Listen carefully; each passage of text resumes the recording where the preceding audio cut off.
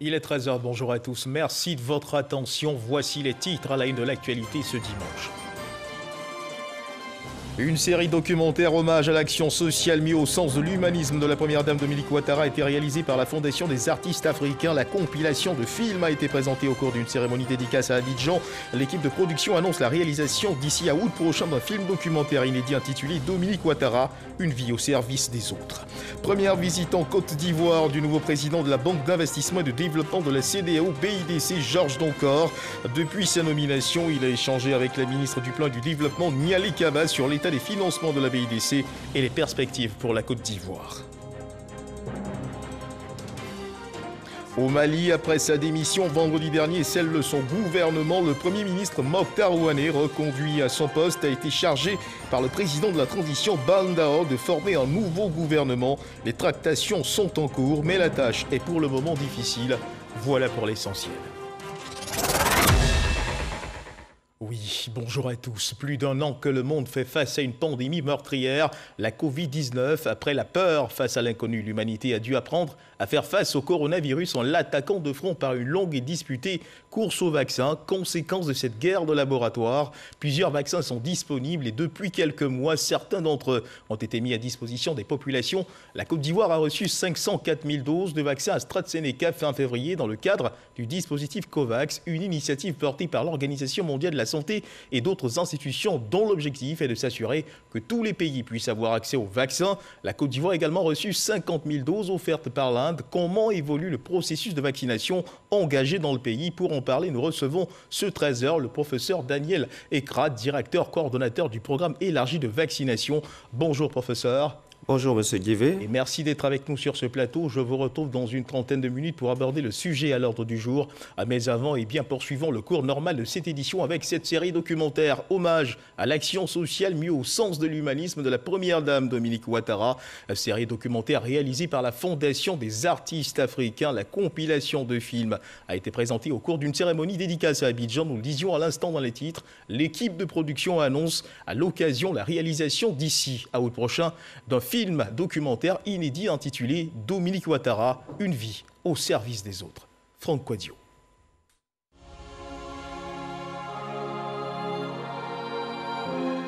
Les actions sociales et humanitaires de la première dame de Côte d'Ivoire passées en revue.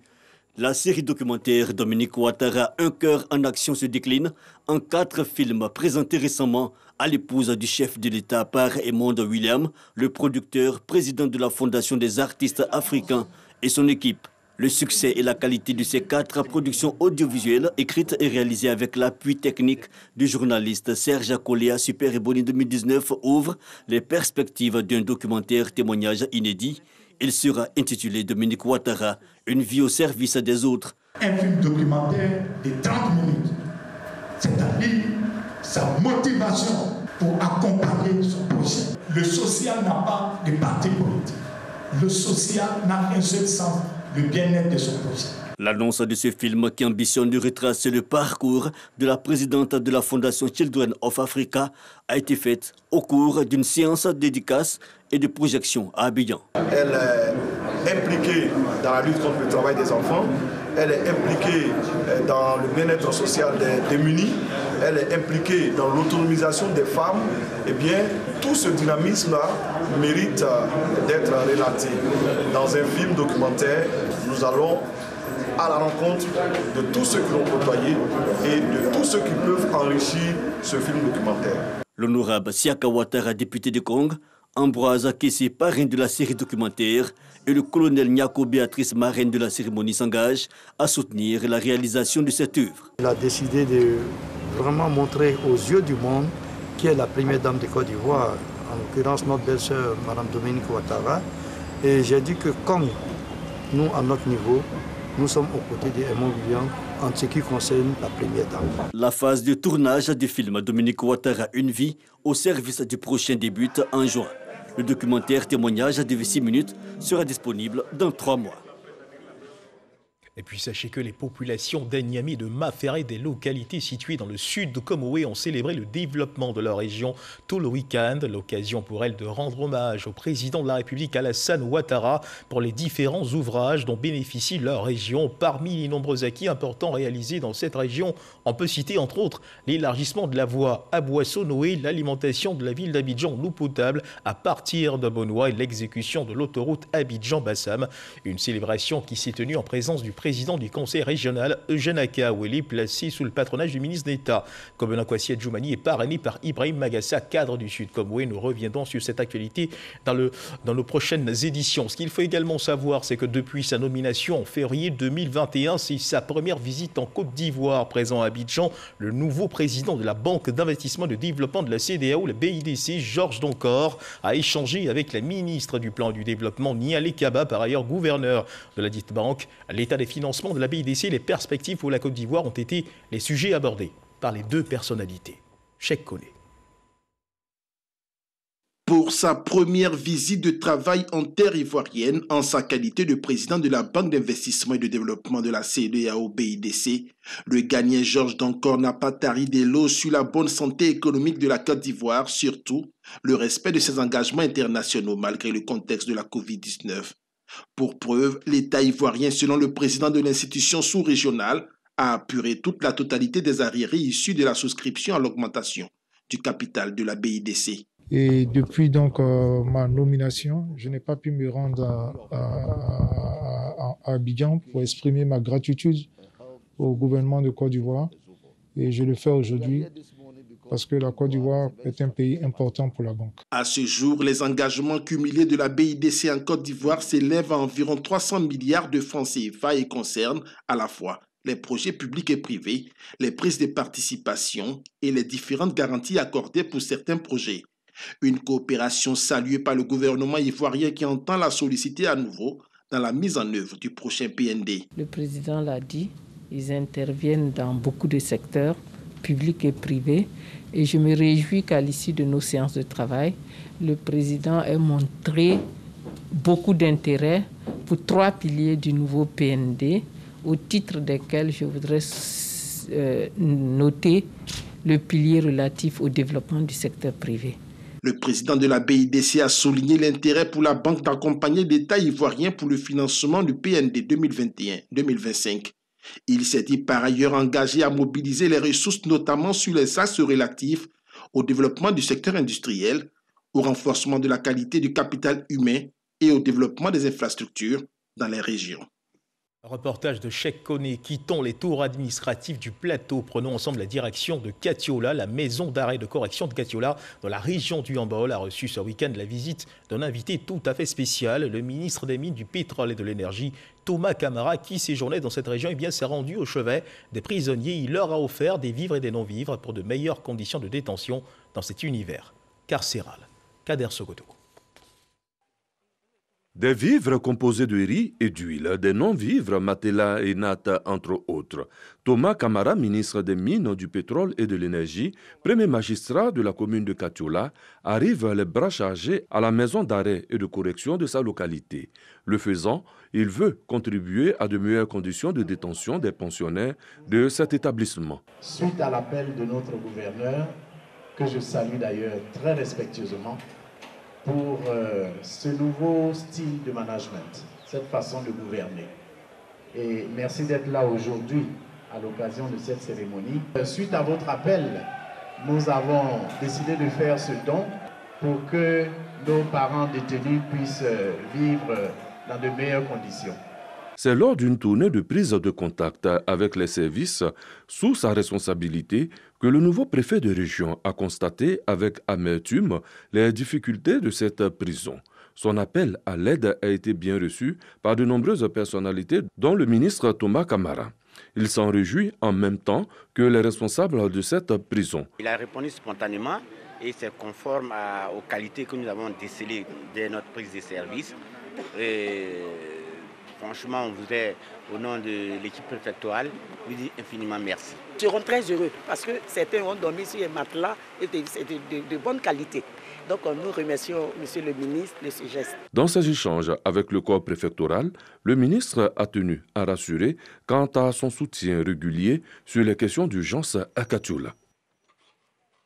Comment permettre aux populations de collaborer efficacement avec les forces de l'ordre dans la lutte contre le terrorisme? Voici la question que s'est posée la cellule civilo-militaire régionale du Conseil national de sécurité de Bouaké. Celle-ci a organisé une rencontre d'échange avec les leaders de jeunes, de femmes, de guides religieux et coutumiers. Au cours de cette rencontre, des exposés des responsables des grands commandements ont permis aux populations de comprendre le rôle qu'elles doivent jouer dans la lutte contre le terrorisme. Soro Corona. La mission de maintien et de prévention de la sécurité n'est efficace que si les rapports entre les forces de sécurité et la population civile sont au beau fixe. À Bouaké, la cellule civilo-militaire du Conseil national de sécurité a réuni les forces de défense et de sécurité et les leaders d'opinion. Au menu de cette rencontre, les dénonciations des personnes et faits suspects afin de prévenir les attaques terroristes. Avec ces différentes attaques que nous voyons, Kafolo et dernièrement d'autres, nous nous sommes dit que si la ville de Bouaké doit être sécurisée, il faut informer la population pour qu'elle puisse collaborer avec son armée. Cette rencontre permet aussi de renforcer le lien armée-nation. La population a son rôle à jouer en donnant des informations utiles, en donnant les informations sur les points sensibles. Les responsables des grands commandements de Bouaké, tout en appelant à la collaboration, rassurent les populations quant à la préservation de leur identité. Comme on n'est pas omniscient, on ne peut pas voir tout en même temps, la population à ce niveau pourra nous aider, n'est-ce pas, à voir ce qui est caché et à dénicher tous les grands bandits qui tapis dans l'homme pour certains actes répréhensibles. Les populations sont désormais partie prenante dans la production de la sécurité. Elles doivent, par tous les moyens, nous donner des informations, bien entendu, en observant l'anonymat absolu. Et cela va contribuer également à garantir leur sécurité. Échange et sensibilisation mis à profit pour aborder la question de la pandémie à coronavirus. Les populations sont appelées à se faire vacciner. Des kits de lavage des mains ont été également distribués aux responsables d'associations. Et loin des champs de sensibilisation contre le terrorisme, la Fédération des mouvements de jeunesse et d'enfance de Côte d'Ivoire, FEMAGESI, a procédé au renouvellement de ses instances. De nouveaux dirigeants ont été élus. Ce sont Ongouin Hugues et Sissé Kadi, respectivement comme président du conseil d'administration et présidente du bureau exécutif en présence de leur ministre de tutelle, Touré Mamadou. Didier Nguessan. La Fédération des mouvements et associations de jeunesse et d'enfance de Côte d'Ivoire, FEMAGESI, renouvelle ses instances. Après le bilan du bureau sortant, les nouveaux dirigeants sont élus. Pour ce qui est des défis, ils sont nombreux. C'est de permettre aujourd'hui à la FEMAGESI d'avoir son ancrage national par l'installation des coordinations régionales. Nous avions formé des jeunes à la question de la paix et à la suite, il y a une tournée qui s'est faite au niveau de certaines villes. Et donc, nous allons accentuer ces différentes thématiques, ces différentes actions.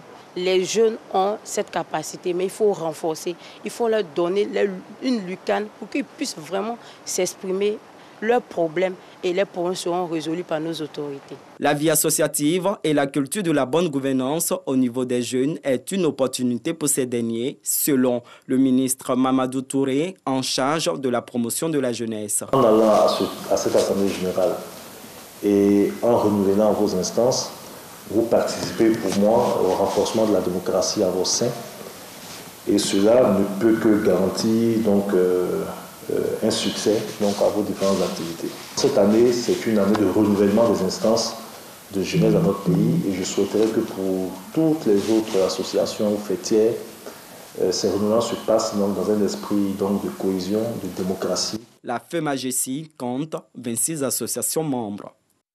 On reste avec les jeunes. L'initiative Jeunes Leaders s'inscrivant dans la recherche de la paix et de la cohésion sociale a déposé ses valises dans la capitale de la région de Bouaké. Sur place, les populations, au cours d'une séance de sensibilisation, ont été invitées à prôner le vivre ensemble et à bannir la violence sous toutes ses formes.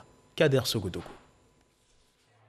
La quête d'une paix durable est un processus de la cohésion sociale et du vivre ensemble est désormais le credo de l'initiative Jeunes Leaders, des élus pour la plupart. L'idée est de Touré Souleymane, conseiller du Premier ministre. À Bouaké, il était en campagne de sensibilisation. Ces jeunes leaders, ensemble, ont décidé d'aller dans les coins, dans les recoins pour essayer de passer le message de la cohésion et de l'amour et du vivre ensemble, pour qu'ensemble en Côte d'Ivoire, nous soyons un et indivisibles. Plusieurs élus appartenant à l'initiative Jeunes Leaders ont eu leur mot à dire. Nous avons connu des moments difficiles, nous avons traversé des moments difficiles. Depuis le temps de la crise jusqu'à aujourd'hui, nous faisons tout pour construire cette ville, pour construire le prochain. C'est dans cet esprit que nous sommes rassemblés ici aujourd'hui. Nous avons pour slogan la cohésion et le vivre ensemble. Et nous avons effectué ce déplacement de façon massive parce que nous sommes plusieurs pour de soutenir tous les slogan dans son esprit de cohésion, de vivre ensemble et surtout de paix Côte d'Ivoire. Chez nous à 13 villes, savoir, il y a la cohésion parce que tout va de nos leaders, de nos chefs. Sans cela, la population elle-même est prête pour tout ce que nous faisons, mais il est important que les leaders qui sont devant essaient d'emboîter le pas en donnant les signaux nécessaires et forts. À 13 villes, nous avons la chance d'avoir une parfaite harmonie entre le ministre François Albert Michel et l'honorable Mitoulera, ce qui fait que 13 villes, c'est une cité où il fait bon vivre et tout notre pays y résider. Après Bouaké, cap sera mis sur d'autres localités. Un seul combat, le triomphe de la paix et de la cohésion sociale partout en Côte d'Ivoire. Ils auront consacré une partie de leur vie au rayonnement de la RTI, la radiodiffusion télévision ivoirienne, en servant de diverses manières à travers le petit écran et les ondes. Eux, ce sont les ex-animateurs des médias publics. Après avoir fait valoir leur droit à la retraite, ils se sont retrouvés récemment et ont mis sur pied une association apolitique qu'ils ont baptisée l'Amicale des anciens de la RTI. À la retraite, on abrégé les 2A RTI. Objectif de cet organe, œuvrer à la solidarité et à l'unité entre les membres de cette association. Élu lors de la première Assemblée générale, Emmanuel Kofi préside aux destinées de l'Amicale des anciens agents de la RTI. Franck Quadio. Amphithéâtre de l'ISTC Polytechnique, ils sont plus d'une soixantaine. Ce sont des agents de la radiodiffusion télévision ivoirienne RTI à la retraite. Ils militent désormais au sein d'une association apolitique, l'Amicale des anciens agents de la RTI, la 2A RTI, créée récemment. Cette première assemblée générale aura permis aux anciens de la Maison Bleue de définir les statuts et règlements intérieurs de leur association. L'Amicale des anciens a pour objectif répondre aux besoins et aspirations des membres en matière de solidarité et d'entraide. Cette première rencontre a favorisé le choix du président de l'Amicale, élu pour un mandat de 3 ans renouvelable une seule fois. Diomandé Metouba, ancien journaliste à la radio Côte d'Ivoire, Emmanuel Kofi, aussi journaliste sportif, étaient les deux candidats. Élu pour présider aux destinées de cette nouvelle amicale, Emmanuel Kofi a invité les membres à l'unité et à la solidarité. Il s'est engagé à se mettre à la disposition de tous les membres, peut être membre de l'Amicale des anciens agents de la RTI, tout agent retraité de la RTI. Et parlons à présent de culture, Ma Culture ou encore Alliance pour la survie de Ma Culture. C'est un mouvement d'intellectuels de tout domaine pour sauvegarder la culture des peuples d'Afrique. L'association a présenté sa stratégie, son plan d'action à Yamoussoukro, Léon Brou. L'artiste Berthé Zanga, le coq de la Bagoué, a chanté. Un mouvement culturel naît, Ma Culture. Entendez, Alliance pour la sauvegarde de ma culture vient contribuer au développement économique et socio-culturel de l'Afrique selon un plan d'action à 5 piliers. Connaissance des lois de la nature, connexion entre la justice spirituelle et la justice sociale, la science spirituelle par rapport à la science classique, la socialisation et à la mondialisation. La 5e thématique va être basée sur la connaissance des rites d'hommage. Ainsi donc, plus aucun événement majeur, voire les pratiques et autres repères culturels caractéristiques des peuples ivoiriens et même africains ne devra disparaître. Ma culture, donc un outil au service de l'éducation et de la formation des générations actuelles et futures. Pour l'avenir de nos enfants et petits-enfants, il faut qu'il y ait ce genre de mouvement pour permettre aux enfants de rentrer dans nos cultures.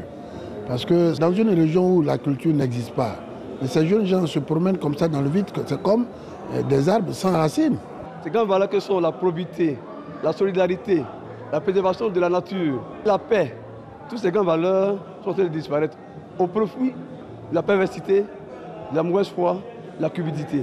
Donc, nous avons interrogé notre tradition et il se trouve que Ces grandes valeurs ont été possibles grâce à la culture. Ma culture, cette alliance est ouverte aux hommes et femmes de culture, mais aussi et surtout aux spécialistes et intellectuels de tout domaine, soucieux de la préservation des cultures africaines. Le mouvement culturel compte avec les appuis financiers de l'État et des partenaires au développement. Et parlons à présent d'agriculture. La journée agricole de Dabakala est une institution de compétences Dabakala, une organisation de cadre du département pour accompagner et promouvoir le développement local. La 3e édition de cette journée, pour encourager les agriculteurs, vient de se tenir. L'université Lorion-Guédé de Daloa en était le partenaire et sa présidente, la marraine. Le reportage de Léon Brou.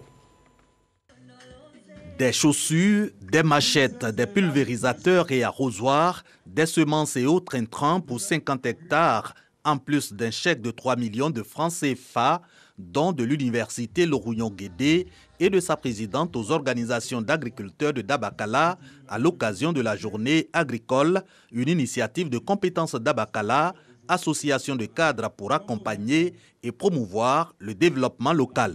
Dabakala se positionne au premier rang au niveau de la production de l'anacade, au premier rang au niveau de la production de l'igname. Notre véritable problème, c'est l'encadrement des producteurs. Tout ce que nous demandons, c'est l'accompagnement de l'État, l'accompagnement des structures partenaires au développement. Ça rentre normalement dans la 3e mission des universités, qui est d'encadrer les communautés. Nous nous réjouissons que la structure compétences Dabakala nous fasse appel pour que nous puissions leur montrer l'expertise de notre université. Encourager les agriculteurs à tout le moins maintenir Dabakala au rang de grenier agricole de la région du Yambol, l'université Lorion-Guédé soutient la vision avec un renforcement des capacités des paysans. Techniques de production des plantes à racines et tubercules, techniques de production maraîchère, transformation des produits agricoles, gestion des engrais, herbicides et pesticides, de quoi améliorer la productivité des agriculteurs, la qualité de leurs produits et la sécurité agricole. Nous avons des encadreurs. Bon, quand on fait les semences là, ils sont avec nous. On fait ensemble. Donc de la manière qu'ils ont parlé là, nous allons savoir planter. Ce que nous avons appris ce matin, vraiment ça nous aidera aussi à pouvoir mieux suivre nos plantes et faire de bonnes récoltes. Autre enseignement de cette 3e édition de la journée agricole de Dabakala, la création de revenus additionnels. Les agriculteurs sont ainsi édifiés sur le processus de production de champignons à partir des déchets agricoles, par exemple. La ministre Kabaniale récompense des jeunes filles admises à l'ENCA, à l'École nationale de statistique et d'économie appliquée. Elles sont au nombre de 15. La ministre Kabaniale encourage donc ces jeunes filles. Elles ont donc reçu chacune un ordinateur et des numéraires. Franck Quadio. Des ordinateurs pour 15 jeunes filles admises au concours d'entrée à l'ENCA, École normale supérieure de statistique et d'économie appliquée d'Abidjan session 2020. La ministre du Plan et du Développement, Nialé Kaba, récompense ainsi les efforts et célèbre le mérite, car il n'est pas évident que des jeunes filles comme Olivia s'intéressent aux filières scientifiques. J'avais vraiment une grande passion pour les mathématiques et pour la statistique. Et déjà, étant en terminale, j'ai un professeur qui m'a parlé de l'ENCA et j'ai eu à découvrir que c'était une école en fait qui a formé plein d'élites de ce pays. Et le métier de statisticien, déjà, c'est un métier qui m'intéresse parce que j'aime travailler avec les chiffres. Olivia, d'ailleurs, porte-parole des bénéficiaires admises, a exprimé sa reconnaissance et son engagement à mériter la confiance des autorités. L'ambition, d'ailleurs, est de compter dans les effectifs de l'ENCA 30% de jeunes filles. Pour l'heure, elles constituent 20% des étudiants inscrits. Comme le monde des chiffres de l'éducation nationale, il y a déjà très peu de filles dans les filières scientifiques. Mais il est tout à fait possible, nous pensons, de remédier à cela à travers diverses stratégies. Et un point important, c'est d'abord montrer que l'école est accessible à tous. Célébrer l'effort, mais surtout, au-delà du don, sensibiliser pour davantage de jeunes filles dans les filières scientifiques, la ministre Nialé Kaba affiche cette volonté. Celle de la promotion de l'équité et du genre dans la formation statistique. À cet égard, C'est avec plaisir donc que j'assure depuis bientôt 5 ans le parrainage des activités de sensibilisation et de vulgarisation du métier de statisticien, notamment auprès des jeunes filles des séries scientifiques. L'entrée à l'INCA se fait uniquement par voie de concours. Cette année, sur 3008 candidats pour les dernières épreuves, le taux de réussite a tourné autour de 10%. On parle perspective dans la région des Grands Ponts. Le Conseil régional a tenu sa première réunion pour titre de l'année 2021. Cette rencontre a permis de mettre en lumière l'état des lieux et les grands chantiers en cours. Astutore Daniogo. Première réunion de l'exercice 2021 du Conseil régional des Grands Ponts. À l'ordre du jour, examen et adoption du budget modificatif numéro 1 au compte de l'année 2021. Avant de commencer une année, nous faisons l'état des lieux des travaux exécutés pendant l'année dernière. Nous examinons le budget et à la fin, nous voyons le cadre administratif et nous faisons des projections pour cette année au profit des parents, des populations de la région des Grands Ponts. Dans la dynamique de développement de la région, l'état des lieux d'avancement des travaux a été fait. Le Conseil régional des Grands Ponts vient de tenir sa première session. Aujourd'hui, à la vérité, c'est la plénière aujourd'hui. La session a démarré depuis hier. Et le Césaire, depuis avant-hier, nous sommes venus ensemble donc analyser un certain nombre de points à l'ordre du jour, notamment le compte administratif de l'ordonnateur, qui est donc le président de la région des Grands Ponts, le compte de gestion de Madame le payeur pour voir si on infirme ou si on conforte ce que nous avons fait. Nous avons passé aussi en revue l'ensemble des marchés. Il faut être confiant. Et aujourd'hui, les partenaires sont à nos portes. Et ce qu'il faut retenir aussi, c'est que c'est un conseil qui est soudé, solidaire. Un conseil qui est déterminé et qui veut booster le développement. Le Conseil régional des Grands Ponts regroupe 3 départements, Grand Laou, Dabou et Jacquesville. Dans l'actualité internationale au Mali, après sa démission le vendredi dernier et celle de son gouvernement, le Premier ministre malien Mokhtar Ouane, reconduit à son poste, a été chargé par le président de la transition Ban Darob de former un nouveau gouvernement. Les tractations sont en cours, mais la tâche est pour le moment difficile. Et puis retour en Côte d'Ivoire où le maire de la commune de Trècheville, François Michier, a procédé à une remise de matériel médicaux et des ambulances. Un geste qui s'inscrit dans le cadre d'un projet dénommé « Projet à impact rapide des régions ». Astutore Daniogo. Matériels médicaux et sanitaires et des ambulances remis aux hôpitaux et dispensaires de la commune de Trècheville. Une action qui s'inscrit dans le cadre du projet à impact rapide des régions PI2R. Ce matériel médical va permettre de renforcer nos capacités opérationnelles, donc de faire une prise en charge adéquate de nos populations. Avec ces 2000 tables bancs et avec les moyens mis pour la construction de cantines scolaires, je pense que nous favorisons les conditions pour nos enfants pour recevoir l'éducation dans de meilleures conditions. Un véhicule a également été remis à la gendarmerie.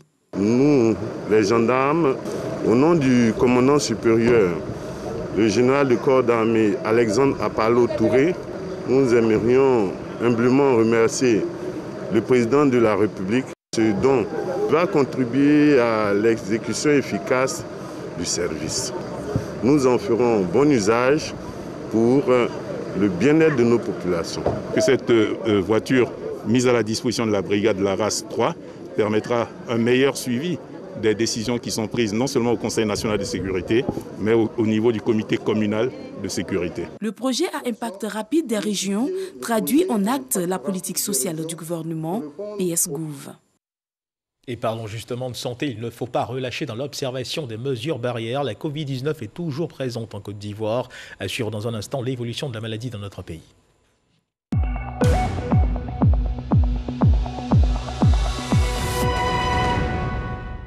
Le ministère de la Santé et de l'Hygiène publique de la couverture maladie universelle a enregistré hier samedi 15 mai 84 nouveaux cas de Covid-19 sur 2537 échantillons prélevés, soit 3,3% de cas positifs, 25 guéris et 2 décès. À la date du 15 mai 2021, la Côte d'Ivoire, notre pays, compte donc 46 619 cas confirmés, donc 46 031 personnes guéries, 297 décès et 291 cas actifs. Le nombre total d'échantillons est de 619 741. Le 14 mai 2021, 19 523 personnes ont été vaccinées, soit un total de 321 020 personnes vaccinées contre la Covid-19. Le ministre de la Santé et de l'Hygiène publique et de la couverture maladie universelle invite toutes les personnes de plus de 18 ans à se faire vacciner dans les centres de vaccination. La vaccination contre la Covid-19 est, rappelons-le, gratuite et volontaire. Et nous parlons à présent de vaccination contre la Covid après une course effrénée engagée par les pays pour l'acquisition de vaccins contre la Covid. Les vaccins sont présents. Pour rappel, dans le cadre du mécanisme COVAX, la Côte d'Ivoire a reçu ses premières doses de vaccins anti-Covid, 505 000 seringues et 504 000 doses du vaccin AstraZeneca arrivé le 26 février dernier à Abidjan. Nous retrouvons notre invité de ce dimanche magazine, le professeur Daniel Ekrat, directeur coordonnateur du programme élargi de vaccination avec lequel nous parlerons du programme d'intensification de la vaccination. Professeur, qu'est-ce que le programme élargi de vaccination? Merci. Le programme élargi de vaccination est un programme prioritaire du ministère de la Santé, de l'Hygiène publique et de la couverture maladie universelle qui vise à réduire la mortalité et la morbidité contre 14 maladies qui sont dirigées contre les enfants. Voilà, donc en fait le programme élargi de vaccination est un programme qui existe pour les enfants et pour les femmes enceintes. Mais dans le cadre de la lutte contre la Covid-19, ce programme fait partie de la coordination générale donc, de la vaccination contre la Covid-19 avec l'Institut national d'hygiène publique et sous la responsabilité, bien sûr, de M. le ministre de la Santé et de l'Hygiène publique et de la Direction générale de la Santé. Alors, professeur, quelles sont les missions précises assignées au programme d'intensification de la vaccination pour ce qui concerne, bien sûr, cette riposte contre la Covid-19 ? Bien, le programme d'intensification est arrivé parce que la vaccination qui avait démarré le 1er mars 2021, cette vaccination piétinait un peu. Sur à peu près un mois et demi, nous étions à peine à 100 000 personnes vaccinées. Et donc, monsieur le ministre de la Santé a décidé qu'il y ait un programme d'intensification de la vaccination en vue d'offrir les vaccins à l'ensemble de la population ivoirienne et qui est en âge donc de se vacciner et qui sollicite ces vaccins. Et donc c'est pour cela que ce programme a été mis en place depuis le 28 avril 2021. Et en fait, ce programme vise à étendre la vaccination à l'intérieur du pays et aussi à augmenter le nombre d'équipes qui vaccinent sur la ville d'Abidjan pour offrir, donc, comme je le dis, je disais tantôt, la vaccination à toutes les populations qui le souhaitent. Alors parlons bien sûr d'extension de la vaccination à l'intérieur du pays. Comment évolue aujourd'hui la vaccination en Côte d'Ivoire contre la Covid-19 ? Bien, la vaccination, elle évolue très bien. Bon, vous l'avez dit tout à l'heure qu'il y a plus de 320 000 doses qui ont été déjà administrées. Ça veut dire qu'il y a une bonne adhésion de la population. C'est-à-dire que c'est vrai qu'au début, nous avons... la vaccination est allée lentement, mais depuis un moment, depuis l'intensification de la vaccination, on sent qu'il y a un mouvement, une forte demande donc, de cette vaccination. Et à l'intérieur du pays, tous les districts sanitaires ont commencé à faire la vaccination. La Côte d'Ivoire compte 113 districts sanitaires qui sont répartis dans 33 régions sanitaires. Et dans tous ces districts sanitaires, la vaccination aujourd'hui est offerte. Et comment autant dans les chefs-lieux de département que dans les sous-préfectures. Voilà. Et comment se comportent les populations dans les zones de l'intérieur du pays ? Manifeste-t-elle le même comportement qu'ici à Abidjan, où on a vu quand même certaines populations prendre du recul vis-à-vis du vaccin? Oui, ce recul, il est normal, puisque c'est une vaccination qui se met en place. Le vaccin, il est nouveau, il n'est pas bien connu. Il se trouve qu'il y a beaucoup de rumeurs qui circulent, et c'est cela qui a fait que il y a eu quelques hésitations au niveau de la population. À l'intérieur du pays, c'est vrai qu'on a observé ces hésitations, mais avec une bonne communication, une bonne sensibilisation de la population, l'implication des préfets de département, des préfets de région, des sous-préfets, de toutes les communautés, et on a une bonne adhésion à la vaccination à l'intérieur du pays. Et parlons justement de ces rumeurs, les pesanteurs africaines y sont pour beaucoup aussi. Et bon, je pourrais dire que c'est vrai les pesanteurs africaines, mais cette fois-ci on ne l'a pas trop senti. C'est beaucoup plus les rumeurs qui sont propagées à travers les réseaux sociaux. Et aussi le fait que certaines personnes disaient que les vaccins étaient nouveaux, que les études n'ont pas été suffisantes, que certaines maladies comme le VIH, depuis nous n'avons pas de vaccin, et que pour la COVID-19, à peine 1 an, on a des vaccins et que probablement ces vaccins n'ont pas été bien étudiés, toutes les études n'ont pas été faites. Donc voici un peu le contexte dans lequel cette vaccination a démarré. Mais je voudrais rassurer la population ivoirienne pour dire que ce sont des vaccins qui ont été développés selon des méthodes qui sont déjà bien connues. Il y a une bonne tradition de vaccination à travers le monde. Et les techniques existent depuis des années. Donc la COVID-19 n'est qu'une nouvelle maladie, un nouveau virus qui très rapidement a pu être étudié et donc les vaccins ont pu être produits. Au départ, le monde est parti avec à peu près 200 candidats à vaccins, mais aujourd'hui, à peine 6 vaccins qui ont fait la preuve de leur efficacité, donc qui sont utilisés à travers le monde. Donc on peut les rassurer à ce niveau-là qu'on a des vaccins qui sont sûrs. D'autres pensées ont relevé le fait aussi que, il y a des cas d'effets secondaires, notamment les thromboses dont on a parlé en ce qui concerne le vaccin AstraZeneca. Nous, dans notre contexte ici, nous avons vacciné, administré plus de 320 000 doses et aujourd'hui, nous n'avons que quelques signes majeurs, notamment des céphalées, notamment les maux de tête, les douleurs au point d'injection, un peu de fièvre, de fatigue, mais ce qui est inhérent à toute vaccination. Voilà. Donc, on peut les rassurer que les vaccins sont sûrs et que déjà, il y a une adhésion qui s'observe à travers la population et que ceux qui ne sont pas encore décidés, qu'ils peuvent se décider maintenant à venir se faire vacciner. Et justement, sur l'évolution de la campagne de vaccination, je vous invite à suivre cet élément de Franck Coadio. 26 mars 2021, le Conseil national de sécurité décide d'élargir la vaccination aux personnes de 18 ans et plus, mais surtout de décentraliser la campagne, sans oublier l'intensification de celle-ci. À cette date, la Côte d'Ivoire dispose de 554 000 doses de vaccins AstraZeneca et de 50 000 doses illustrant la coopération ivoiro-indienne.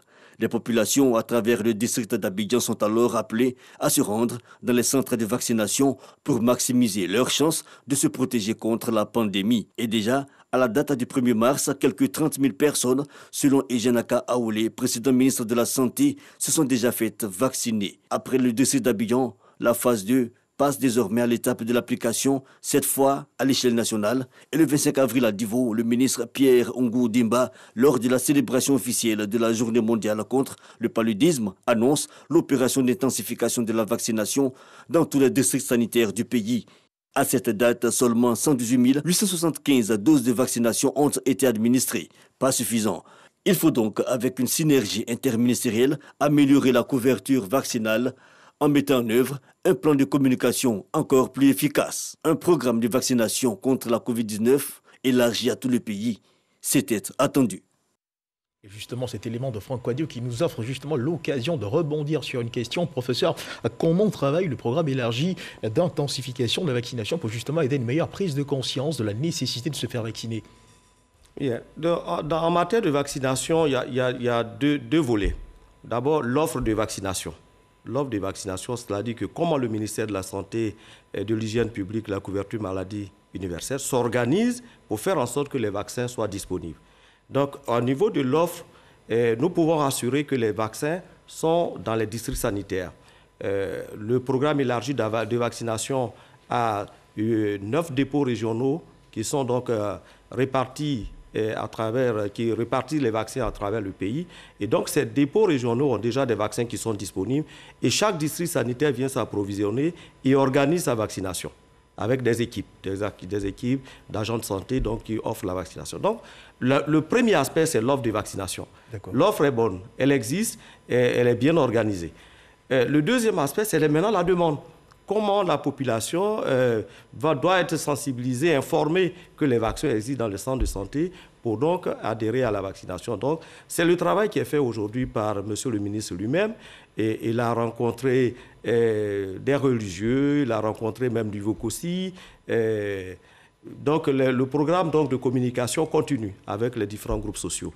Et ces collaborateurs que nous sommes aussi, à travers des fois sur les réseaux sociaux, à travers des rencontres avec des groupes sociaux aussi, nous continuons de sensibiliser pour dire que l'offre de vaccination est là et que les populations peuvent donc venir se faire vacciner. Alors, professeur, certains pays confinent, se reconfinent face à la maladie. En Côte d'Ivoire, fort heureusement, eh bien, ce n'est pas le cas. Les autorités, comme vous l'avez indiqué, ont pris les mesures idoines pour faire face à l'urgence. Mais il faut tout de même continuer à respecter les gestes barrières parce que l'on constate un certain relâchement au niveau des populations dans l'observation des gestes barrières. Oui, il faut respecter les gestes barrières parce que, comme vous le savez, la vaccination est l'une des mesures, l'un des moyens qui va nous permettre de sortir de cette crise sanitaire.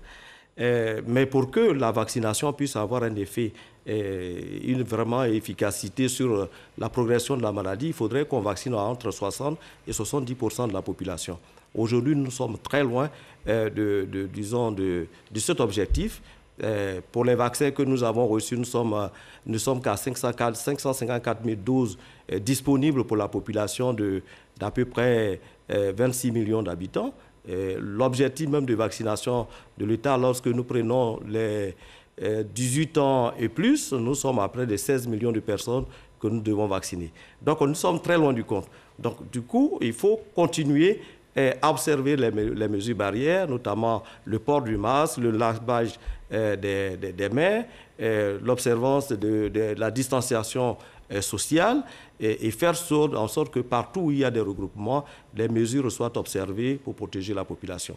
Donc le vaccin, c'est vrai, on doit continuer à se faire vacciner, mais il faut qu'on observe les mesures barrières et c'est bien dommage que nous observions aujourd'hui dans la population que on a tendance donc à oublier les masques, on a tendance à oublier les seaux qui sont disposés dans les sites de lavage de mains, on les oublie, on passe.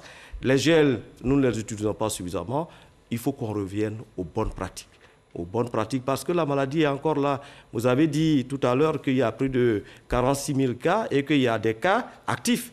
Donc, tant qu'il y a des cas actifs, il y a la possibilité aussi de contaminer d'autres personnes et de faire en sorte qu'une nouvelle flambée puisse survenir.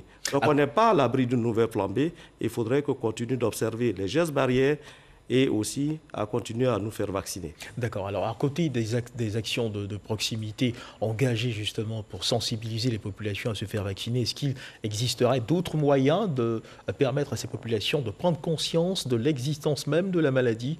À votre niveau, qu'est-ce que vous en pensez? Bien, pour la maladie, c'est une question de personnel. Il faut qu'on prenne conscience de notre santé, que chaque Ivoirien prenne conscience de la santé et qu'il doit pouvoir protéger sa santé. Et vous voyez qu'à travers les médias, les messages continuent de passer. Quand on regarde la RTI, par exemple, les messages sur la Covid-19 passent tous les jours et pratiquement toutes les heures. Et dans les radios de proximité, les radios confessionnelles et autres, tous ces messages continuent de passer. Donc c'est une prise de conscience. Et il ne faudrait pas que nous négligions notre santé. Il faut que nous sachions que c'est par ces mesures, c'est en respectant tout ce qui est dit par le ministère de la Santé et de l'Hygiène publique que nous allons arriver au bout de cette maladie, en observant les mesures barrières, en nous faisant vacciner.